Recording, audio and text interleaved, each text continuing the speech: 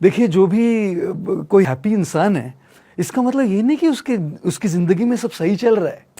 कोई मुस्कुरा रहा है, इसका मतलब ये नहीं कि उसकी ज़िंदगी में सब सही चल रहा है। एक बार मैं लंदन में कहीं चल रहा था और एक शख्स ने एक टी-शर्ट पहन रखा था, उस पे लिखा था डू नॉट डिस्टर्ब और नीचे बड़े अक्षरों में लिखा था ऑलरेडी डिस्टर्ब। अब और क्या डिस्टर्ब करिएगा अब हमको? तो हर रोज कोई एक ट्रिगर होगा, कोई एक स्टिमुलस होगा, कोई एक कारण होगा जिससे हम डिस्टर्ब रहेंगे। तो खुश इंसान वो नहीं है जिसके जीवन में, जिसकी जिंदगी में तकलीफ नहीं है। वो है जो नेविगेट करना सीख गया है। नेविगेट करना सीख गया है, वो जो हैप्पीनेस को चूज कर रहा है। देखिए, प्रॉब्लम्स ऑटोमेटिकली होती है, हैप्पीनेस को चूज करना पड़ता है। एंगर, गुस्सा ऑटोमेटिकली आता है, शांत रहना चूज करना पड़ता है।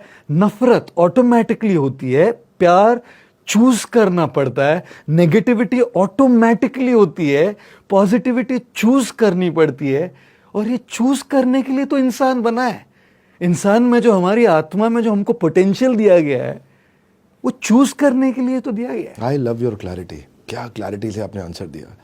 मैं सोच रहा था कि आपने प्रॉब्लम को और बड़ा करके दिखाया, सोल्यूशन कहाँ पहुँचेगा, पर सोल्यूशन मेरे को आज एक कीवर्ड मिला, नेविगेशन।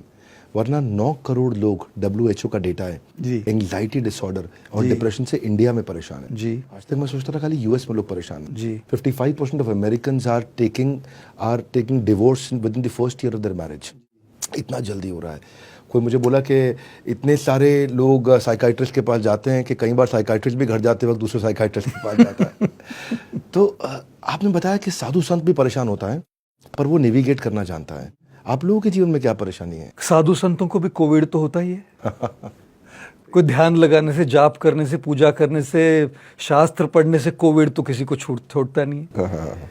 साधु संत जब संस्थाएं चलाते हैं, उनको भी तो फाइनेंशियल इश्यूज तो होती है।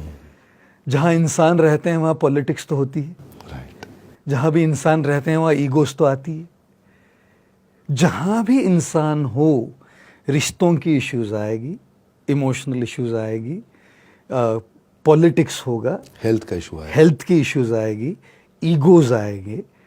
तो लोगों को लगता है कि साधु होना मतलब समस्याओं के पूरे परे होना। साधु होने का मतलब ये नहीं कि समस्याएं नहीं होंगी, पर साधु सबसे अच्छा नेविगेशन कर सकता है। नेविगेट करने की शक्ति, नेविगेट करने की ट्रेनिंग है उनके पास, और जितना वो उसको प्रैक्टिस करेंगे उतना वो माहिर बनेंगे। पर इसका ना आफ्टर इफेक्ट क्या होता है, अगर कोई नेविगेट नहीं कर पा रहा है और शुरू से उसने बहुत बार रिजेक्शंस देखे तो उसे कॉन्फिडेंस गिर जाता है। आज यूथ में, यंग पॉपुलेशन में कॉन्फिडेंस का बड़ा प्रॉब्लम है। हो सकता है कि कभी कभार एक कॉन्फिडेंट आदमी से रिलेट भी ना कर पाए। मतलब कई बार मैं भी सोचता हूँ कि यार कॉन्फिडेंस की क्या दिक्कत होती है। लोग कॉन्फिडेंस मतलब